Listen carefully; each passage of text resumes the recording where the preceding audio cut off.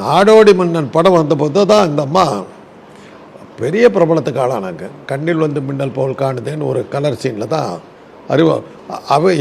அதாவது பானுமதி வந்து ஹீரோயின் படத்தில், அது பானுமதி நடிக்கிறவர்கள் கருப்பு வெள்ளை படம், பிளாக் அண்ட் ஒயிட்டு.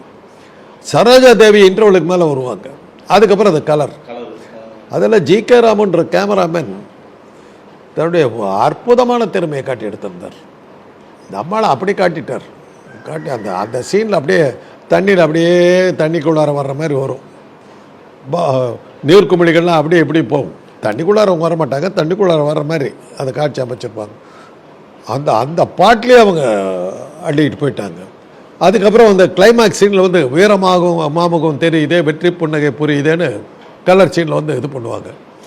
ஆனால் கலருக்காக ஓடிச்சு அந்த படம். நாடோடி மன்னன் தப்பிச்சதுக்கு முக்கிய காரணம் பாதி படம் கலரில் வந்தது. அவர் ஒரிஜினலாக பிரிசனர் ஆஃப் சென்டாங்கிற படத்தை தான் எடுத்தார்.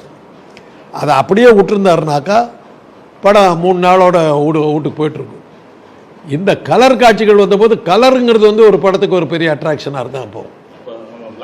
பிளாக் அண்ட் ஒயிட்லேருந்து கலருங்கிறது வந்தபோது பெரிய அட்ராக்ஷன். அதனால் இந்த படம் கலர் காட்சிகளுக்காக ஓடிச்சு. இந்த பாட்டுகள் வேறு நல்லா இருந்தது. அந்த கிளைமேக்ஸ் சீனில் வந்து சண்டை காட்சிகள்லாம், எம்ஜிஆர் வீரப்பா காட்சிகள்லாம் ஜோராக அமைஞ்சதில் இந்த அம்மா ஹீரோயினாக அறிமுகம் ஆனாங்க. அப்போ தான் தேவர் ஃபிலிம்ஸ் உருவாகுது. முதல் படம் வந்து தாய்க்கு பின் தாரம்னு எடுத்தார், பானுமதியை போட்டு சூப்பர் ஹிட்டு.